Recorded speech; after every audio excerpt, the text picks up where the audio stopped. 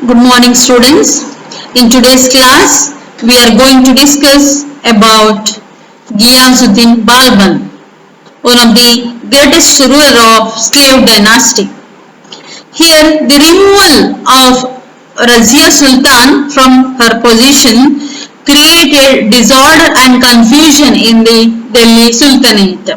At that time, she was succeeded by Bahram Shah, and this Bahram Shah was also failed to solve the problems which were studied throughout the Delhi Sultanate. So Bahram Shah was removed, and this Naseeruddin Muhammad was placed over the Delhi Sultanate. Here Naseeruddin Muhammad was another son of Iltutmish. This Naseeruddin Muhammad, he was a literary minded person, means he was interested in literature, and he spent most of his time in writing the copies of Quran, etc. So during the rule of Naseeruddin Muhammad, the power was exercised by Ghiyazuddin Balban. Here Naseeruddin Muhammad, he became the Sultan of Delhi only for namesake, and the actual powers were enjoyed and also exercised by Ghiyazuddin Balban. Here, who was Balban? Originally, Balban was a slave. He was a Turkish slave of Iltutmish. He brought by Iltutmish as his slave.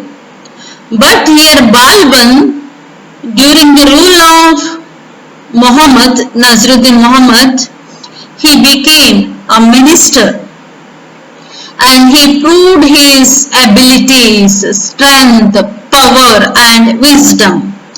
And this also gave an opportunity to Balban to become the Sultan of Delhi, that is after the death of Naseeruddin Muhammad. And during that time he also became an able ruler of Delhi and considered as one of the greatest Sultan of slave dynasty who ruled over Delhi region. So here Balban, he was a Ilbari tribe. He born in a Ilbari tribe of Turkestan, and as a boy he was captured by the Mongols. He was captured by the Mongols, and they brought this Balban to Ghazni, and at Ghazni he was purchased by Khwaja Jamaluddin of Basra. Khwaja Jamaluddin of Basra purchased Balban at Ghazni. Later he was brought Balban to Delhi, and at Delhi this Balban was purchased by Iltutmish, and he also became one of the member of the 40. Here the 40 means one of the group of slaves which was formed during the rule of Iltutmish. The 40 is also popularly known as Turkish-i Cihalgani. Turkish-i Cihalgani means the group of the 40 slaves of Iltutmish, and here Balban was also one among those, the 40. Here Balban belongs to that the 40 proved his abilities. He proved his abilities, and by his own efforts he became the Amir-i-Shikar. He became the Amir-i-Shikar, means Lord of the Hunt. He appointed as Lord of the Hunt or Amir-i-Shikar during the rule of Razia Sultan. Then he was also granted some of the Jagirs. Some of the Jagirs were granted to Balban. He was responsible for the succession of Naseeruddin Muhammad. Means he helped a lot during the succession of Nasiruddin Muhammad over the throne of Delhi. So here the result was that Nasiruddin placed all powers in the hands of Balban.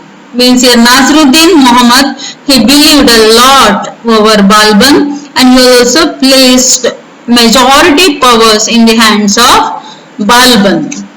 So thus here Nasiruddin Muhammad, he became a ruler only for namesake, and actual powers were exercised by Ghiyazuddin Balban. Here after this Balban, he became one of the influential officer or minister, but this was not tolerated by the Turkish nobles. The rising popularity of Balban was disturbed a lot to many nobles. So these nobles always trying to put an end to the rule of or influence of Balban over the Delhi Sultanate.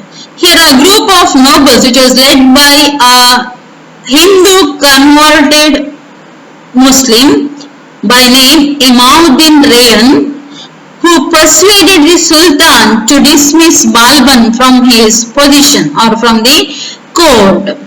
And here according to his suggestion, this Sultan Nasiruddin Muhammad also dismissed or removed Balban from his position from the court. So that position was acquired by this Imauddin Rayyan, but that was continued only for a short period because Orthodox Muslim nobles, they did not like the interference of a Hindu converted Muslim in the affairs of Delhi Sultanate. So again the powers were restored to Balban, that is in the year 1254 AD, and he again became the minister under the rule of Nasiruddin Muhammad. After his restoration, this Balban, he tried to consolidate the authority of the Sultanate, or he tried to restore the power and prestige of the Delhi Sultanate, and he strengthened army, and with the help of a powerful army or armed forces, he suppressed all the revolts and rebellions which were started in different regions of the kingdom. With the help of a strong army, he suppressed all the rebellions. ಅಂದ್ರೆ ಏನು ಅವನು ಪುನಃ ಅಧಿಕಾರವನ್ನು ಪಡಿತಾನೆ ನೋಡಿ ಒಬ್ಬ minister ಆಗಿ, ಅವಾಗ ಬಾಲ್ಬನ್ ಏನ್ ಮಾಡ್ತಾನೆ, ಸೈನ್ಯವನ್ನು ಬಲಪಡಿಸ್ತಾನೆ. ಮತ್ತೆ ಆ ಬಲಪಡಿಸಿದ ಸೈನ್ಯದ ಸಹಾಯದಿಂದ ಏನು ಈ ಡೆಲ್ಲಿ ಸುಲ್ತಾನೇಟ್ ನ ವಿರುದ್ಧವಾಗಿ ಅಲ್ಲಲ್ಲಿ ದಂಗೆಗಳು ಎಲ್ಲ ಆರಂಭ ಆಗಿತ್ತು, ಅದನ್ನೆಲ್ಲವನ್ನ ಏನ್ ಮಾಡ್ತಾನೆ, ಕೊನೆಗಾಣಿಸ್ತಾನೆ. ಅದಕ್ಕೆ ಅವನು ಯಾವುದಕ್ಕೆ ಜಾಸ್ತಿ ಪ್ರಯಾರಿಟಿ ಅಥವಾ ಪ್ರಾಮುಖ್ಯತೆಯನ್ನು ಕೊಡ್ತಾನೆ, ಆರ್ಮಿ ಅಥವಾ ಸೈನ್ಯದ ಬಲವರ್ಧನೆಗೆ. He suppressed revolts in Bengal, Awadh, Mewar, then Gwalior, then Malwa, then Ranthambore, etc. Then he has also put an end to the attacks of Mongols. These Mongols, they were always creating problems or troubles to the Delhi Sultanates. Here in 1245 AD, Mongols invaded Delhi regions under the leadership of Mangu Khan, one of the leader of the Mongols. Here Mangu Khan led an expedition against the Delhi Sultanate in 1245 AD, but at that time Balban organized a strong army or large army and gave a crushing defeat to the Mongols. Here during the reign of Nasiruddin Muhammad, Balban became a de facto ruler. He became a de facto ruler. And this also gave an opportunity to Balban to rule independently over Delhi Sultanate after the death of Nasiruddin Muhammad. Here Balban suppressed the repeated rebellions attempts of the Hindu chiefs of North India, Many Hindu chiefs or leaders in North India, they are also trying to recapture their lost territories, but here Balban put an end to their attempts. Then he has also put an end to the rebellions which were started in Ganga Yamuna Doab region, and by using his power, then wisdom and courage, he put an end to the all rebellions and disorders which were prevailed in Delhi Sultanate. In 1266 AD, this Nasruddin Muhammad was died, and his death gave an opportunity to Balban to rule independently over Delhi Sultanate. So here in 1266 AD, Balban became a king of Delhi Sultanate, and he ruled till 1286 AD. From 1266 AD to 1286 AD, Balban ruled as a king. From 1246 to 1266, he ruled or he administered over Delhi as a minister, that is during the rule of Nasruddin Muhammad. But in 1266 AD, he became the king of Delhi Sultanate. And after the assuming power, after the assumption of power, this Balban, he tried to consolidate the position and also power and prestige of the Sultanate, power and prestige of the Delhi Sultanate. So he organized a strong army, or he believed in the strength of the army, and that is also very necessary for the restoration of power and prestige. So he reorganized the army, and when he succeeded to the throne, he faced a lot of problems. Our Delhi Sultanate was surrounded by problems in all sides and also enemies. So he wanted to suppress all internal and external problems or difficulties. So he introduced various policies. So here his first task was to reorganize the administration and consolidation of the position of the Sultanate. So he reorganized the administration. Then he also take effective measures to prevent the recurring Mongol invasions. These Mongols always creating troubles or problems to the Delhi Sultanates. Here Balban, soon after his succession as a king, he also concentrated over the Mongol problems.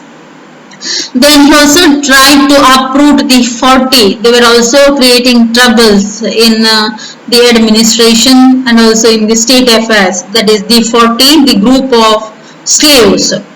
Then to re-establish the dignity and authority of the crown. He wanted to re-establish the dignity and authority of the crown and to restore law and order, to consolidate the Sultanate.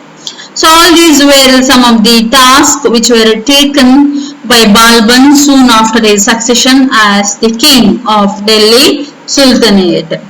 And as a king, he introduced various policies or reform works, and these were discussed as the achievements of Balban as a king. Achievements of Balban as a king. Here Balban became a despotic ruler. He became a despotic ruler, or he believed in the despotic rule for the restoration of the prestige and power. Restoration of the prestige and power of the crown. So here despotic rule, ನಿರಂಕುಶ ಪ್ರಭುತ್ವ ಅಂತ ಹೇಳ್ತೇವೆ. ಅಂದ್ರೆ ಅರಸನೇ supreme. ಅಲ್ಲಿ ಅರಸನನ್ನು ಯಾರು question ಮಾಡ್ಲಿಕ್ಕೆ ಆಗುದಿಲ್ಲ ಅಥವಾ ಅರಸನು ಯಾರನ್ನು ಏನ್ ಮಾಡ್ಬೇಕು ಅಂತಿಲ್ಲ, ಒಂದು ಕನ್ಸಲ್ಟ್ ಮಾಡ್ಬೇಕು ಅಂತಿಲ್ಲ, ಅಥವಾ ಯಾರದೇ ಸಜೆಷನ್ಸ್ ಎಲ್ಲ ಕೇಳಿ ಆಳ್ವಿಕೆ ಮಾಡ್ಬೇಕು ಅಂತಿಲ್ಲ. ಅರಸನೇ ಸುಪ್ರೀಂ ಆಗಿರ್ತಾನೆ, ಅವನೇ ಪರಮಾಧಿಕಾರಿ ಆಗಿರ್ತಾನೆ. That is despotic rule. ಅವಾಗ ಮಾತ್ರ ಅಲ್ಲಿ ಏನಾಗ್ತದೆ, ಅರಸುತನ ಸುಪ್ರೀಂ ಆಗಿ ಬರ್ತದೆ, ಶ್ರೇಷ್ಠವಾಗಿ ಉಳಿಯುತ್ತದೆ. Here Balban consolidated the power of Sultanate through theory of kingship.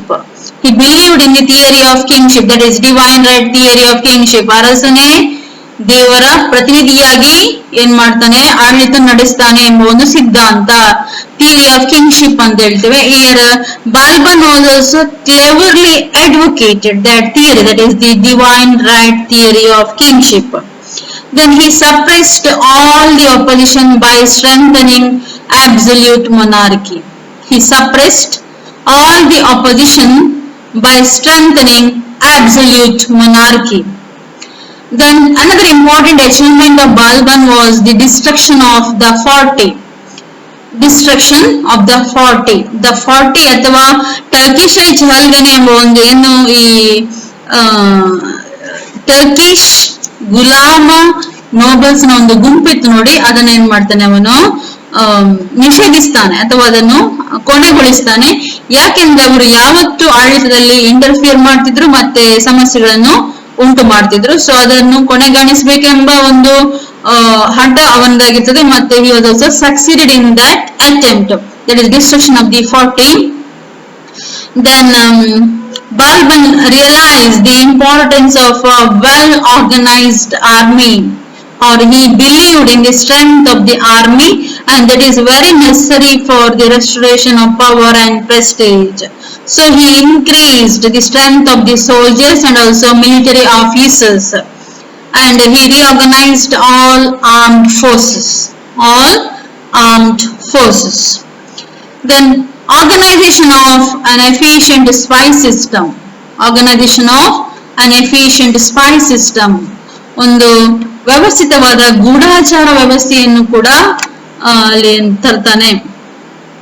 That is ಗೂಢಾಚಾರ ವ್ಯವಸ್ಥೆ. Here Balban succeeded in executing his despotic policy or rule only because he could get the prior information of the incidents which happened in different parts of his kingdom, and he get prior information about the different events which could happen in his kingdom with help of spies. He appointed a department of spies, and these spies were helped a lot for the smooth running of the administration of Balban. Means these spies, they always supportive to the rule of Balban, and also supported a lot for his achievements.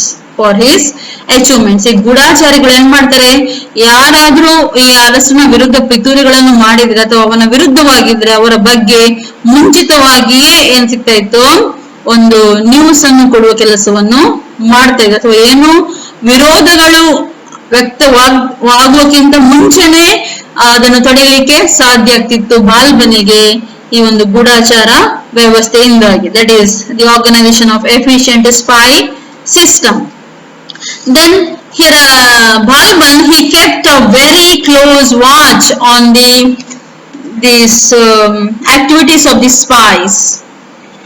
They were required to report the news of day-to-day events to their master. They had to require to report about the day-to-day events to their master.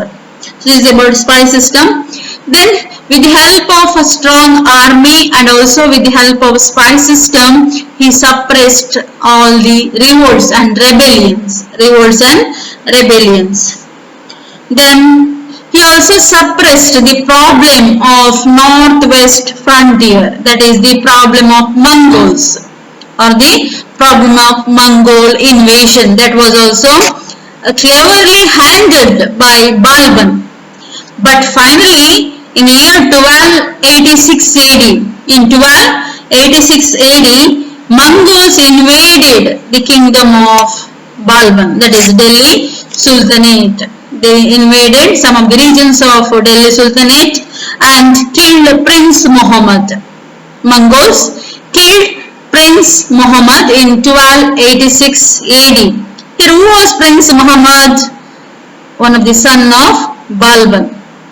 Balban was killed, and this created a greater shock to Balban, because this Prince Muhammad, they had been looking after the defense of the kingdom against the Mongols. So here the loss of Prince Muhammad, or the death of Prince Muhammad, was not tolerated by this Balban, and with a great shock, or with that incident, finally this Balban, he was also lost his life, and that shock was finally led to the death of Balban, that is in the year 1286 AD.